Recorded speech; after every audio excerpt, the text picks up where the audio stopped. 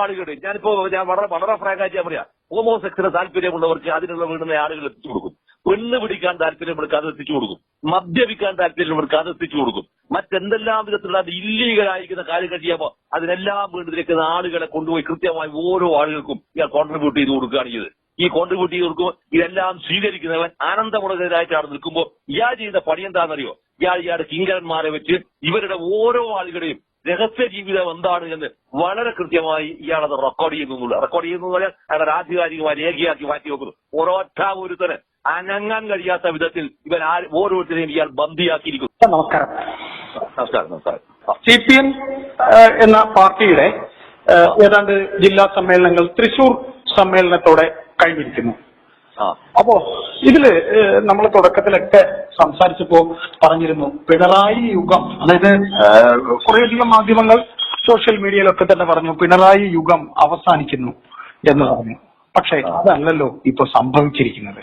പിണറായി എന്ന നേതാവ് 15 കൊല്ലം party secretary ആയിരുന്ന പോലെ വീണ്ടും അടുത്തൊരു 15 കൊല്ലം, അടുത്തൊരു 5 കൊല്ലം കൂടെ അദ്ദേഹം പാർട്ടിയുടെ പാർട്ടിയില് വീണ്ടും അദ്ദേഹത്തിന്റെ ശക്തി അദ്ദേഹം ഉറപ്പിക്കുന്നു. ചേട്ടന് പിന്നെ എന്താണ് ഒരു ഇടത് നിരീക്ഷകൻ എന്ന രീതിയിൽ ഷാചേട്ടന് എന്താണ് ഇതുവരെ ഈ കഴിഞ്ഞ ജില്ലാ സമ്മേളനങ്ങളും ഇനി വരാൻ പോകുന്ന സംസ്ഥാന സമ്മേളനവും എന്തായി തീരും എന്ന് ഞാൻ വഴിയെ മറ്റു ചോദ്യങ്ങൾ ചോദിച്ചുകൊള്ളാം, ഒന്ന് പറയുന്നു. അല്ല, ഇതിനകത്ത് ഒരു കാര്യം വളരെ വ്യക്തമാണ്. വളരെ വ്യക്തമായി ഇപ്പൊ പകൽ വെളിച്ചം പോലെ നമുക്ക് വ്യക്തമായി ബോധ്യപ്പെടുന്ന സാധനമുണ്ട്. പാർട്ടി പൂർണ്ണമായും അയാൾ വിഴുങ്ങിയിരിക്കുന്നു എന്നുള്ളതാണ്. പാർട്ടിയെ പൂർണ്ണമായും അയാൾ വിഴുങ്ങിയിരിക്കുന്നു. ആ പാർട്ടിക്ക് ഇനി അനങ്ങുക സാധ്യമല്ല.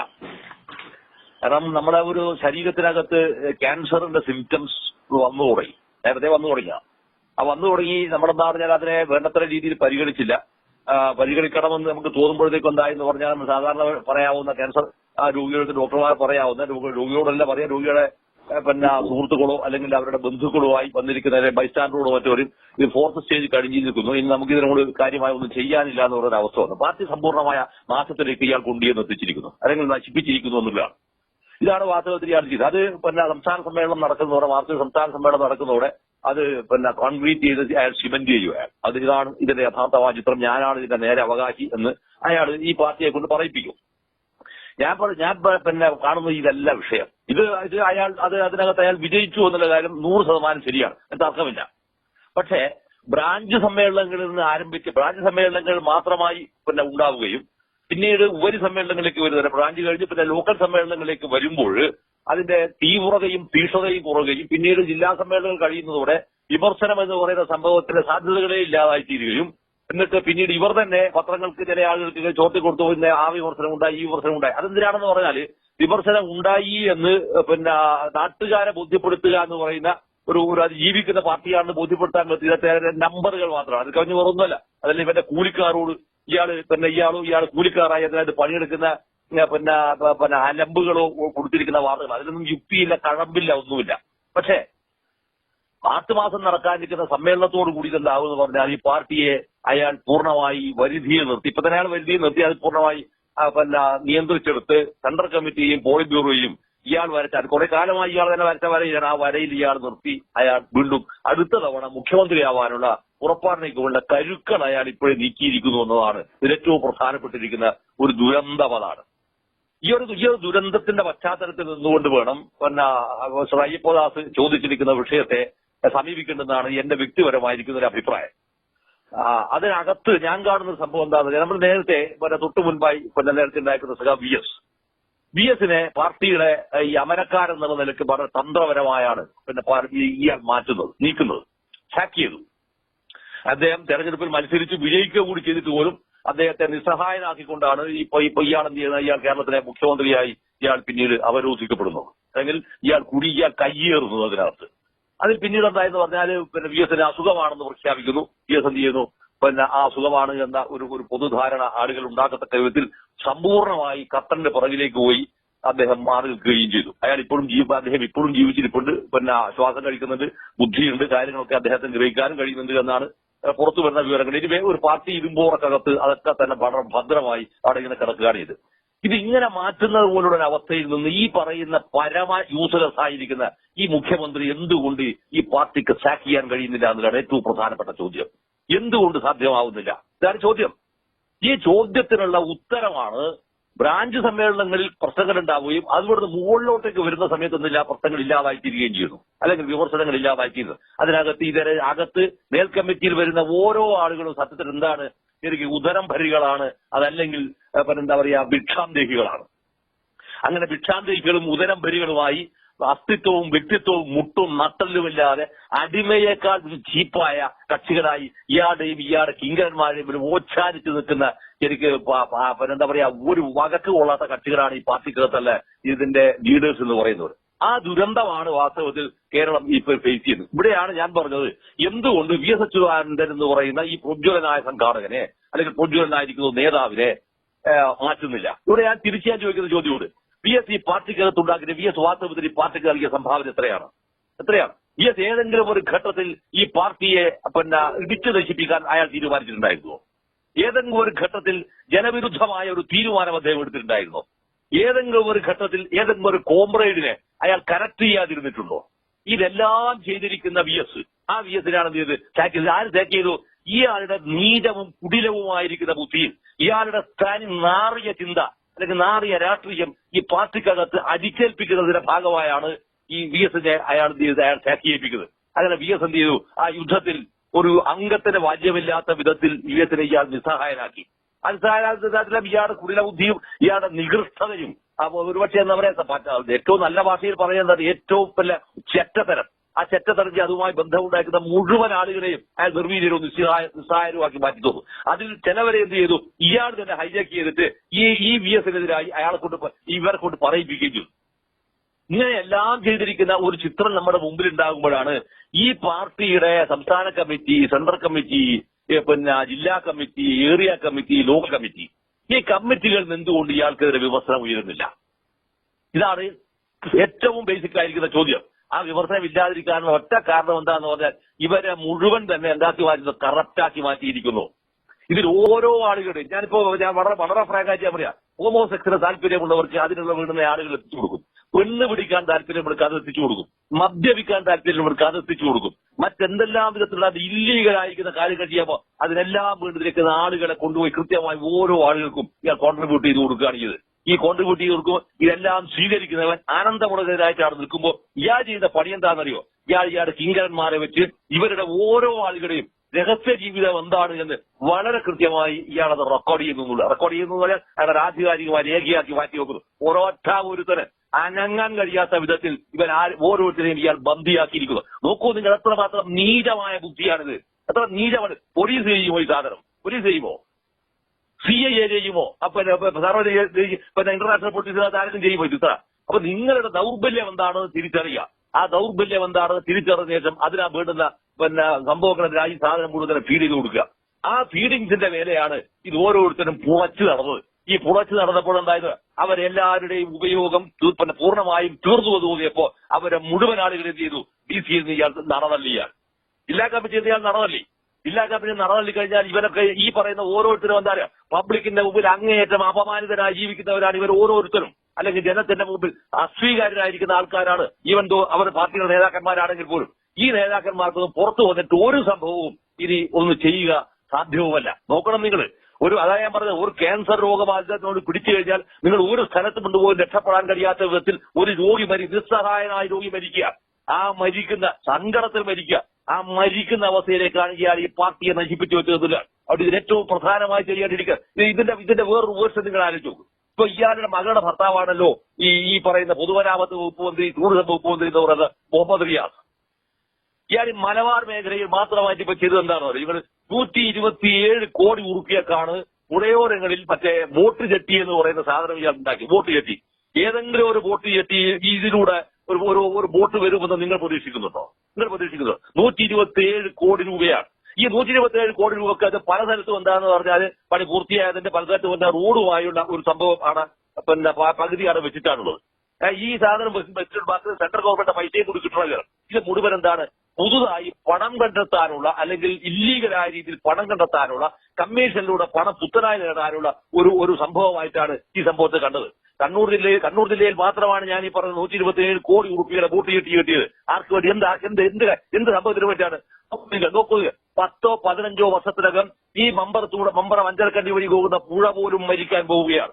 10-15 വർഷത്തിനകം മമ്പറ വഞ്ചരക്കണ്ടി പുഴ പോലും മരിക്കും. കാരണം അത്രമാത്രം മണ്ണ് ഇവിടുന്ന് എടുത്തു മാറ്റിയിരിക്കുന്നു, അത്രമാത്രം കുന്നുകൾ ഇടിച്ചു നിരത്തിയിരിക്കുന്നു, അത്രമാത്രം മരങ്ങൾ വെട്ടിമാറ്റിയിരിക്കുന്നു വികസനത്തിന്റെ ഭാഗമായി. അങ്ങനെ ഓരോ പുഴയും മരിക്കുമ്പോൾ ഇപ്പൊ എന്റെ നാട്ടിലേക്ക് പിണറായിലേക്ക് വരുന്ന ഒരു പുഴക്കുള്ള പാലത്തിലെ 3 പാലാണ്. ലോകത്ത് കാണൂല 3 പാലമാണ് കെട്ടി. അതിൽ ഒരു പാലം എന്ന് പറയുന്നത് ശരിക്കും ഒരു കോഴിക്കോടിന്റെ വണ്ണം മാത്രം വീതി മാത്രം ഉണ്ടായിരുന്ന ഒരു പാലമാണ്. മറ്റൊരു പാലം ഇതേപോലെ വേറൊരു പാലം ഒരു പഴകിയ, അങ്ങനെ 3 പാലമാണ്. അപ്പൊ ഇത് മുഴുവൻ ചെയ്യുമ്പോൾ ഞാൻ വികസനം എന്ന പേര് നടത്തുന്ന ഈ തരത്തിലുള്ള പേക്കൂത്തുകൾ നടത്തി നാട്ടുകാരുടെ പണം മുഴുവൻ അടിക്കുകയും എന്നിട്ട് അവസാനം ഉണ്ടാക്കി തീർത്തു കിഫ്ബി എന്ന് പറയുന്ന ഈ മുടിഞ്ഞ സാധനം വെച്ച്. അത് ശരിക്കും ഭരണഘടനാ വിരുദ്ധമായ ഒരു സംവിധാനമാണത് കിഫ്ബി. ആ കിഫ്ബി ഉപയോഗിച്ചുകൊണ്ട് നാട്ടുകാരനെ വീണ്ടും കൊള്ളയടിക്കാൻ ഒരു ലജ്ജയുമില്ലാതെയാണ് ഈ പറയുന്ന ഇയാൾ സിൽബന്ധികളായിരിക്കുന്ന ആൾക്കാർ പറയുന്നത്. പുരോഗമന എന്താ പറയാ, വികസന പ്രവർത്തനങ്ങൾ നടത്തണമെങ്കിൽ കിഫ്ബിക്ക് ഫണ്ട് ആവശ്യമുണ്ട്. ആ ഫണ്ട് കണ്ടെത്തുക മാത്രമാണ് മാർഗത്തിൽ. ഞാൻ പഠിച്ച സ്കൂളാണ് ഇയാൾ ഈ 16-ാം തീയതി മറ്റേ ഉദ്ഘാടനം ചെയ്യാൻ പോകുന്ന AKG ഹയർ സെക്കൻഡറി സ്കൂൾ. ആ ഹയർ സെക്കൻഡറി സ്കൂൾ ഇപ്പൊ കണ്ടു കഴിഞ്ഞാൽ എന്താണെന്ന് അറിയുന്നത്, മണിപ്പാൽ മെഡിക്കൽ കോളേജോ മറ്റോ ആണെന്നേ തോന്നുന്നത്. മണിപ്പാൽ മെഡിക്കൽ കോളേജോ, കാരണം ഞാനവിടെ കിടന്നാണ് ദീർഘകാലം, അതുകൊണ്ട് ഞാൻ പറയും മണിപ്പാൽ മെഡിക്കൽ കോളേജ് ആണെന്നേ തോന്നുന്നത്. ഒരു സ്കൂളിന്റെ കാര്യക്കുന്ന യാതൊരു ഘടനയും അതില്ല. എത്രയാ പൈസ? 10-22 കോടി രൂപയാണ്. നിങ്ങൾ ഈ കേരളത്തിനകത്ത് ഈ പറയുന്ന കിഫ്ബി ഫണ്ടും മറ്റേ ലൊട്ട പോലത്തെ ഫണ്ടും ഉപയോഗിച്ച് ഓരോ സ്കൂളുകളും 22, 20, 30, 35 കോടി രൂപ ഉണ്ടാക്കി ഈ പറയുന്ന അമ്പര ചുംബിക്ക് സമാനമായിരിക്കുന്ന കെട്ടിടങ്ങൾ ഉണ്ടാക്കി വെച്ചപ്പോ ഇതിനകത്ത് പുറത്തു കിടക്കുന്ന വിദ്യാഭ്യാസത്തിന്റെ ക്രമവും രീതിയും എന്താണെന്ന് പഠിക്കാൻ ഇയാൾ 4 ആളെ ഇയാൾക്ക് പുറത്ത് പറഞ്ഞേച്ചൂടായിരുന്നോ? ഈ പറഞ്ഞ AKG ഹയർ സെക്കൻഡറി സ്കൂൾ ഈ 10-20 കോടി രൂപയാണ് ഇതും. അപ്പുറത്ത് വരുന്നത് 22 കോടി രൂപ. ഓരോ സ്ഥലത്തും ഇത്രയും പണത്തിന്റെ കാലംശം വേണ്ടിയില്ലായിരുന്നല്ലോ. എങ്ങനെയാണ് കേരളത്തിലെ വിദ്യാഭ്യാസ മേഖലയെ കുറെ കൂടി സജീവവും അർത്ഥവത്വമാക്കി തീർക്കേണ്ടത് എന്ന ഗവേഷണം നടത്താൻ വിദ്യാഭ്യാസ വിദഗ്ധരെ പുറത്തേക്ക് പറയ്ക്ക്. ഇത് നാട്ടുകാരുടെ പണമെടുത്തിട്ട് മോഷ്ടിക്കാനല്ലേ പോയത് പുറത്ത്, അല്ലെ ആഘോഷിക്കാനല്ലേ പോയത്? ഈ ആഘോഷിക്കാൻ പോകുന്ന ഇത്തരത്തിലുള്ള പ്രവൃത്തി നടത്തിയിരുന്നെങ്കിൽ അത് ചർച്ചിച്ചോ. അതിനകത്ത് എന്ത് ചെയ്യാണ്? റബ്കോവിന്റെ സാധനങ്ങൾ കൊണ്ടുപോയിട്ട് ഡംപ് ചെയ്ത് കൊടുത്തു. അതിനകത്ത് മുഴുവൻ തന്നെ കോടിക്കണക്കിന് രൂപയുടെ കമ്മീഷൻ മേടിച്ചു. ഇതെല്ലാം ആരുടെ പേരിലാണ്? കിഫ്ബിയുടെ പേരും നാട്ടുകാരുടെ ജനത്തിന്റെ പേരിലുമാണ് നടത്തുന്നത്. അതുകൊണ്ട് ഇങ്ങനെ വരാവുന്ന ഒരു പുതിയ ഒരു ധനാഗമ മാർഗത്തിന്റെ ഭാഗമായി വാസ്തവത്തിൽ ഇയാളെന്ത് ചെയ്യാണ്? ഇയാളുടെ സിൽബന്ധികളും ചേർന്നിരിക്കുന്ന സംവിധാനമാക്കി സർക്കാരിനെ മാറ്റുന്നതോടൊപ്പം തന്നെ പാർട്ടിയെയും ഇയാൾ മാറ്റിയെന്നുള്ളതാണ്. അതുകൊണ്ട് ഈ പാർട്ടിക്കകത്ത് നിന്ന് ഇനി മറ്റൊരു തരത്തിലുണ്ടായിരിക്കുന്ന ഒരു വിമത ശബ്ദം ഉണ്ടാവാനുള്ള സാധ്യത ഉണ്ടാവാതെ ഒരവസ്ഥ വരുന്നുണ്ട് എന്ന ഒരു വലിയ യാഥാർത്ഥ്യം മുമ്പിൽ നിൽക്കുമ്പോൾ പോലും നാം ചെയ്യേണ്ടിയിരിക്കുന്ന അല്ലെങ്കിൽ ആലോചിക്കാൻ കഴിയുന്ന ഒരു സാധ്യത എന്നാൽ ബ്രാഞ്ചിനകത്തുണ്ടായിരിക്കുന്ന ആൾക്കാർ, സമരം ചെയ്യുന്ന ആൾക്കാർ അവരെ വിളിക്കേണ്ടിയിരിക്കുന്ന മുദ്രാവാക്യം എന്താണെന്നറിയോ? ക്വിറ്റ് CM എന്നാണ്. ഈ CM-നെ പുറത്താക്കണം എന്നുള്ളതാണ്, ഒഴിവാക്കണം ഇയാളെ. അതോടൊപ്പം ഇടയ്ക്കൊന്ന് ഇടപെടുകയാണ്. അതായത് CPI എന്ന അവരുടെ കൂടെയുള്ള പാർട്ടി ഇന്ന് ബിനോയ് വിശ്വം എനിക്ക് നമുക്കറിയില്ല എങ്ങനെയാണ് ബിനോയ് വിശ്വത്തെ പൊതുസമൂഹം ഒരു നേതാവെന്ന രീതിയിൽ കാണുന്നതെന്ന് എനിക്കറിയില്ല. പക്ഷെ ബിനോയ് വിശ്വം ഇന്ന് പറഞ്ഞിരിക്കുന്നു, നമ്മൾ കമ്മ്യൂണിസ്റ്റുകാരാണ് എന്നൊന്ന് ഓർക്കണം എന്ന് ബിനോയ് വിശ്വം പറഞ്ഞിരിക്കുന്നു. അത് ഒന്ന്. 2, ചേട്ടൻ ഇപ്പൊ പറഞ്ഞതുപോലെ ഈ കിഫ്ബിക്ക് വേണ്ടിയുള്ള ടോൾ പിരിവ് കാര്യങ്ങൾ ഒക്കെ തീരുമാനിക്കുന്നു. ഇത് പാർട്ടിയിൽ, അതായത് പിണറായി വിജയൻ പാർട്ടി സെക്രട്ടറി ആയിരിക്കുന്ന സമയത്ത് ബഹുമാനപ്പെട്ട VS മുഖ്യമന്ത്രി ആയിരിക്കുമ്പോൾ അദ്ദേഹം എടുക്കുന്ന തീരുമാനങ്ങൾ പാർട്ടിയെ കൊണ്ട് കൂച്ചുവിലങ്ങ് ഇടിയിപ്പിച്ച മഹാനാണ് ഇപ്പോഴത്തെ ഈ മുഖ്യമന്ത്രി. അപ്പോൾ കിഫ്ബിയുടെ ഈ ടോൾ പിരിവ് സംബന്ധിച്ച് പാർട്ടിയിൽ ഏത് കമ്മിറ്റിയിൽ ചർച്ച നടന്നു, അല്ലെങ്കിൽ പാർട്ടിയുടെ സംസ്ഥാന ഘടകം എങ്കിലും ഇതിനെക്കുറിച്ച് സംസാരിച്ചിരുന്നോ? എനിക്ക് ഒന്നുകൂടെ ചോദിക്കാനുണ്ട്. പാർട്ടിയും CITUവും, അതായത് കേന്ദ്ര സർക്കാരിനെതിരെയുള്ള CPM സമരത്തില് 2 തട്ടിലാണ്. CITU എന്ന് പറയുന്ന രാഷ്ട്രീയ സംഘടന CPM-നെതിരെ തിരിഞ്ഞിരിക്കുന്നു എന്നൊരു വാർത്ത കൂടെ കേൾക്കുന്നുണ്ട്. ഈ 2 കാര്യങ്ങളും ചേർത്തുകൊണ്ട് ഒന്ന് പറയണം. അതായത് നമ്മളൊരു കമ്മ്യൂണിസ്റ്റ് ആണ് എന്ന ചിന്ത വേണം എന്ന് CPI നേതാവ് CPM-കാരോട് പറയുന്നു. ഒന്ന് പറയാമോ? അല്ല, പിന്നെ ബിനോയ് വിശ്വൻ എന്ന് പറഞ്ഞാൽ ഇതിന്റെ പൊതുയോഗത്തിലോ അവരുടെ സമ്മേളനത്തിന്റെ അകത്തേ പറയുള്ളൂ. പൊതുയോഗത്തിലോ ഇതെന്ന് പറഞ്ഞാൽ അല്ലല്ല പുതിയ അഡ്വൈസറായി ഇതെല്ലാം എന്താന്ന് പറഞ്ഞാൽ പരസ്യമായി ഇന്ന് ആർക്കെതിരെ പറയണം എന്ന്. ഇത് കേരളത്തിലെ മുഖ്യമന്ത്രിയോട് പറയണത്, അറിയാം കമ്മ്യൂണിസ്റ്റ് ചോദിക്കണമയാൾ. നിങ്ങൾ കമ്മ്യൂണിസ്റ്റ് ആണോ ചോദിക്കണമയാൾ. അത് നാട്ടുകാരോട് ചോദിക്കേണ്ട ചോദ്യമല്ല. നിങ്ങൾ എവിടെയാണ് നിങ്ങൾ കമ്മ്യൂണിസ്റ്റ് ആവുന്നത്? ആഡംബരത്തിലാണോ കമ്മ്യൂണിസ്റ്റ് ആവുന്നത്? അധികാരത്തിലാണ് കമ്മ്യൂണിസ്റ്റ് ആവുന്നത്. ഈ യാത്രയുടെ സുരക്ഷയുടെ പേരിൽ 500-600 പോലീസുകാരെയും ആംബുലൻസും പിന്നെ ഫയർഫോഴ്സും മറ്റും ഉളുപ്പില്ലാതെ നടത്തുന്ന യാത്രയിലാണോ കമ്മ്യൂണിസ്റ്റ് എന്ന് പറയുന്നത്? നാണമില്ലാതെ പോകുന്നത്. ഇതിനു വേണ്ടി മാത്രമായി ചെലവഴിച്ചിരിക്കുന്ന കോടികൾ എത്രയാണ് കേരളത്തിനകത്ത്? ഈ കഴിഞ്ഞ 10 വർഷക്കാലമാകുമ്പോൾ ഇയാളുടെ യാത്രക്ക് അകമ്പടിക്ക് മാത്രമായി പോലീസുകാരെ കൊടുത്തിരിക്കുന്ന ടിഎയും ഡിഎയും എത്രയാണ്? ശമ്പളം അടുക്കട്ടെ, ടിഎയും ഡിഎയും എത്രയാണ്? ആരെങ്കിലും ഒരാൾ വിവരാവകാശ പാഠം കണക്കെടുത്ത് നോക്കിയാലാ മനസ്സിലാവുക. മനസ്സിലാവും എത്ര കോടിയാണ് ഇവർ വേണ്ടി ഇടിച്ചു തള്ളിയതെന്ന്. എന്താവശ്യത്തിനാണ്? അവിടെ കമ്മ്യൂണിസ്റ്റ് ആണ് എന്ന് പിന്നെ വിരോധിച്ചതാണെന്ന് പറയുമ്പോൾ അയാൾ പറഞ്ഞോട്ടെ. അയാൾക്ക് വേറെ വഴിയില്ലാത്തതുകൊണ്ട് അയാൾ പറയുന്നത് മാത്രമേ ഉള്ളൂ. ഒരു വഴിയില്ല.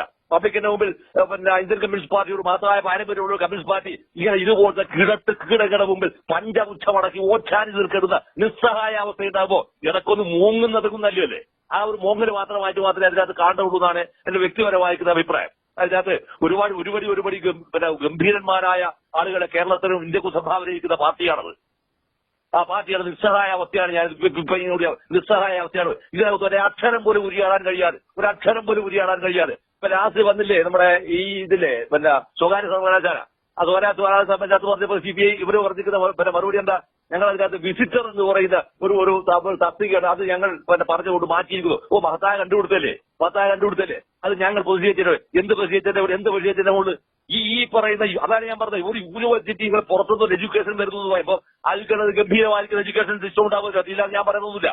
പക്ഷെ നിങ്ങൾ ഇവിടുത്തെ ഒരു അവസ്ഥയിൽ നിന്നുകൊണ്ട് നിങ്ങൾ എന്തായിരിക്കണം? പുതിയൊരു കാലത്ത് അഡ്രസ് ചെയ്യാൻ മാത്രമുള്ള ഒരു വിദ്യാഭ്യാസ രീതി, ഒരു വിദ്യാഭ്യാസ സിലബസ് അതുണ്ടാക്കാൻ എന്ത് ഗവേഷണമാണ് നിങ്ങൾ നടത്തുന്നത്? നിങ്ങൾ ഈ ആളുകളെ മുഴുവൻ തന്നെ പറ്റിക്കാനും പിന്നെ ഓന്റെ വീക്ക്നെസ് എന്താണെന്ന് മനസ്സിലാക്കി ഒരു പെടുന്ന ഫീഡ് ചെയ്ത് കൊടുക്കാനുമുള്ള ഈ പറഞ്ഞ ചുടിക്കുറ്റം പിടിച്ച ബുദ്ധിയിൽ ആളുകളെ കീഴ്പ്പെടുത്താൻ ശ്രമിക്കുമ്പോൾ നിങ്ങൾ ചെയ്യേണ്ടത് വരും തലമുറയെ പഠിപ്പിക്കാനാണ് നിങ്ങൾക്ക് ശ്രമമെങ്കിൽ നിങ്ങൾ എന്ത് ചെയ്യണം? നിങ്ങൾ കൂടെ കാര്യങ്ങൾ ചെയ്യണം. അവിടെ ചൈനീസിന്റെ ഒരു ഗംഭീരമായിരിക്കുന്ന ഒരു പഴഞ്ചൊല്ലുണ്ട്. ആ പഴഞ്ചൊല്ല് എന്താ പറയുക? നിങ്ങൾ 1 വർഷത്തേക്കാണ് നടത്തുന്നതെങ്കിൽ ഒരു പുല്ല് നടുക. 1 വർഷത്തേക്കാണ് നിങ്ങൾ പിന്നെ പ്ലാൻ ചെയ്യുന്നതെങ്കിൽ നിങ്ങളുടെ പുല്ല് നടുക. 5 വർഷത്തേക്കാണ് പിന്നെ നിങ്ങൾ പ്ലാൻ ചെയ്യുന്നത് എങ്കിൽ നിങ്ങൾ എന്ത് ചെയ്യണം? പിന്നെ കുറച്ചുകൂടി പിന്നെ ഒന്ന് ഉഷാറായി പിന്നെയും നടക്കുക. നിങ്ങളൊരു 10 വർഷത്തിനും അതിനുപരിയായിട്ടും അല്ലെങ്കിൽ 100 വർഷത്തേക്കാണോ നിങ്ങൾ പ്ലാൻ ചെയ്യുന്നത് എങ്കിൽ നിങ്ങളൊരു തലമുറയെ കൊണ്ട് നല്ല വിദ്യാഭ്യാസം ചെയ്യിപ്പിക്കണമെന്നാണ്. ഇതാണ് ചൈനയുടെ ഒരു പഴഞ്ചൊല്ലാണ് ഈ സാധനം. ഈ സംഭവത്തിൽ ഈ ഒരു ദൂരക്കാഴ്ചക്ക് പകരം നമ്മളിവിടെ ചെയ്യുന്നത് എന്താണ്? ഇവിടുന്ന് ഓരോ ആളെയും ഇത് ഹബ്ബാണെന്ന് പറയാം, ഇതിക്കര ഹബ്ബാണെന്ന് പറയാം. ഇവിടുന്ന് പുറത്തേക്ക് ആളുകളെ പറഞ്ഞേക്കാനുള്ള ഏജൻസി പണിയാണ് വാസ്തവത്തിൽ ഇവർ കേരളത്തിൽ ഇവർ എടുത്തുകൊണ്ടിരുന്നത്. ഇപ്പൊ ഈ സംഭവം എടുക്കുന്നതിന്റെ ഫലം, ഇപ്പൊ ഈ സർവകലാശാലകൾ കൊണ്ടുവരുന്നതിന്റെ ഫലം എന്തായിരിക്കുന്ന ധാരണ? ഈ കേരളത്തിൽ ഉണ്ടാക്കുന്ന മുഴുവൻ യൂണിവേഴ്സിറ്റികളിലെയും കോളേജുകളിലെയും കുട്ടികൾ എന്തായി തീരുന്നവരെങ്കിൽ അത് മുഴുവൻ തന്നെ ഒന്നിനും കൊള്ളാത്ത കുട്ടികളായിട്ട് മാറാൻ പോകുന്ന ഒരു സാമൂഹ്യ രാഷ്ട്രീയ ചുറ്റുപാടുണ്ടാവുകയും മറ്റ് യൂണിവേഴ്സിറ്റിയിൽ പഠിക്കുന്ന കുട്ടികൾ എന്താകുക ഈ പുറത്തുനിന്ന് വരുന്നത് ആ കുട്ടികൾ വളരെ കോമ്പറ്റീറ്റീവ് ആയിരിക്കുന്ന കുട്ടികളായിട്ട് മാറുകയും ചെയ്ത ഒരു ദുരന്തപൂർണമായ ചിത്രവും കൂടി ഈ കേരളത്തിനകത്തേക്ക് പിന്നെ വരാൻ സാധ്യതയിരിക്കുകയാണ്. ഇനി പിന്നീട് പിന്നെ പറഞ്ഞിരിക്കുന്ന വളരെ ഗൗരവതരമായിരിക്കുന്ന വിഷയമാണ് ഈ DYFI SFI എന്ന് പറയുന്ന CIT സമരം. ഈ സമരം എന്ന വാക്ക് ഈ കേരളത്തിൽ അന്യം നിർത്തിയത് ആരാണ് അന്യം നിർത്തിയത്? അത് ഒറ്റ ഉത്തരവാദി ഇയാൾ മാത്രമാണ്. ഈ കേരളം കണ്ടിരിക്കുന്ന ഏറ്റവും സാമൂഹ്യ വിരുദ്ധനായിരിക്കുന്ന മുഖ്യമന്ത്രി എന്ന് പറയുന്ന ആളുടെ രാഷ്ട്രീയ നിലപാടിന്റെയും വിടപെടുകയുടെയും ഭാഗമായാൽ DYFI എന്ന് പറഞ്ഞ സാധനം മരിച്ച സംഘടനയല്ലേ? ഇപ്പൊ മരിച്ച സംഘടനയല്ലേ? ഇടയ്ക്കെന്ന് ഞാൻ പറഞ്ഞോട്ടെ ചേട്ടാ, ഇത് DYFI അല്ല, പാർട്ടിയുടെ ട്രേഡ് യൂണിയൻ സംഘടനയായ CITU ആണ് ഇപ്പോൾ എതിർത്ത് സംസാരിക്കുന്നത്. അല്ല, CITU എതിർത്ത് സംസാരിക്കേണ്ടത് അവർക്ക് നിൽക്കാൻ കഴിയില്ലെന്നേ. സംഘടന എന്നുള്ള അവർക്ക് നിൽക്കാൻ കഴിയാത്ത അവസ്ഥ വരില്ലേ? കാരണം സംഘടനകൾ, അതായത് ട്രേഡ് യൂണിയൻ പ്രസ്ഥാനങ്ങളെ മുഴുവൻ തന്നെ നിർവീര്യമാക്കുക എന്നത് ഒരു ലിബറലൈസേഷന്റെയും ഗ്ലോബലൈസേഷന്റെയും കാലഘട്ടത്തിൽ വരുന്ന വളരെ ഗൗരവതരമായിരിക്കുന്ന ഒരു രാഷ്ട്രീയ ഇടപെടലാണ്. ഐഡിയോളജിക്കലായിട്ട് അവരുടെ ഇടപെടലാണ്. ആ ഇടപെടലിനകത്ത് തൊഴിലാളി വർഗം എങ്ങനെ സമരം നടത്തേണ്ടതെന്നുള്ള ഒരു പുതിയ പാഠമാണ്. ആ പാഠത്തിനകത്താണ് എന്ത് ചെയ്യുന്നത് പറഞ്ഞാൽ സമരം നടത്താൻ യാതൊരു ആവശ്യമില്ലാത്ത അവസ്ഥയിലേക്ക് അവർ മാറ്റുന്നു. ആ മാറ്റപ്പെടുന്നത് അതിനെതിരെ അവർ ചെറുത്ത് നിൽക്കാൻ നിർബന്ധിക്കപ്പെടുന്നത് എവിടെയാണ്? അവർക്ക് ലഭിച്ചുകൊണ്ടിരിക്കുന്ന അവകാശങ്ങൾ പോലെ അവർക്ക് റദ്ദ് ചെയ്യപ്പെടുന്നതുകൊണ്ടാണ്. ഇപ്പൊ ഇതായി കഴിഞ്ഞ ദിവസം ഈ പറയുന്ന പിണറായി നടന്നിരിക്കുന്ന വലിയ വിചിത്രമായ സംഭവമുണ്ട്. ചെത്തുതൊഴിലാളികളുടെ കല്ലെടുക്കണ്ടെന്ന് പറഞ്ഞു വന്നിരിക്കുന്ന ഒരു വിഷയമുണ്ട് ഇതിനകത്ത്. സമരത്തിന് പങ്കാളിയാവുന്നില്ല എന്ന ഒറ്റ കാരണത്താൽ പങ്കെടുക്കാത്തവരുടെ കണ്ടെടുക്കേണ്ടതില്ല എന്ന് CITUവിന്റെ ചെത്തുതൊഴിലാളി യൂണിയന്റെ സെക്രട്ടറി ഉത്തരവിട്ടിരിക്കുന്നു. അതിന്റെ ഇന്നത്തെ മലയാള പത്രത്തിനകത്ത് വന്നിരിക്കുന്ന വാർത്തയാണത്. ഇവരൊന്ന് ആലോചിച്ച് നോക്ക്. അപ്പൊ ഈ രീതിയിൽ ഇങ്ങനത്തെ ചെയ്യാതെ സമരം ആവശ്യമില്ല. കാരണം ഇയാൾ പറയുന്നത് മാത്രമാണ്. കാരണം ഉറുപ്പിയുടെ വിവരം രാഷ്ട്രീയമായിട്ടുള്ള ഒരാളാണ് ഇയാളെന്ന് പറയുന്നത്. അങ്ങനെ ആരും പറഞ്ഞാൽ ഞാൻ വിശ്വസിക്കൂല. കുബുദ്ധിയല്ലാതെ വെറും സംഭവം അയാൾക്കില്ലാന്നതാണ്. അവിടെ ഞാൻ പറയുന്ന വിഷയം എന്താണെന്ന് പറഞ്ഞാൽ ഈ പാർട്ടിക്കകത്ത് മരിച്ചു പോവാത്ത മനുഷ്യന്മാരും മരിച്ചു പോവാതെ ഈ പാർട്ടി രക്ഷപ്പെടണമെന്ന് ആഗ്രഹിക്കുന്ന പാർട്ടി പ്രവർത്തകന്മാരും നേതാക്കന്മാരും ഉണ്ടെങ്കിൽ അവരാദ്യം വെക്കേണ്ടുന്ന ഒന്നാമത്തെ സ്ലോഗൻ എന്താണെന്ന് പറഞ്ഞാൽ ക്വിറ്റ് മിസ്റ്റർ വിജയൻ എന്നാണ് ഒന്നാമത്തെ മുദ്രാവാക്യം. രണ്ടാമത്തെ മുദ്രാവാക്യം എന്താ? എന്നിട്ട് വിളിക്കണം സേവ് കേരള, കേരളത്തെ രക്ഷിക്കുക. എന്നിട്ട് വേണം സേവ് അവർ പാർട്ടി, ഈ പാർട്ടിയെയും സംരക്ഷിക്കണം. ഈ മൂന്ന് മുദ്രാവാക്യങ്ങൾ ഈ പാർട്ടിക്കകത്ത് വിളിക്കുന്നുണ്ടെങ്കിൽ മാത്രമാണ് ഇനി ഈ പാർട്ടിക്ക് ഒരു എന്താ പറയാ ഒരു ഭാവി കാലത്തിന്റെ സാധ്യത ഉണ്ട് എന്ന് പറയാൻ കഴിയുക മിസ്റ്റർ അയ്യപ്പദാസ്. അല്ലാതെ വരികയാണ് എങ്കിൽ അതെന്താവുന്നറിയോ?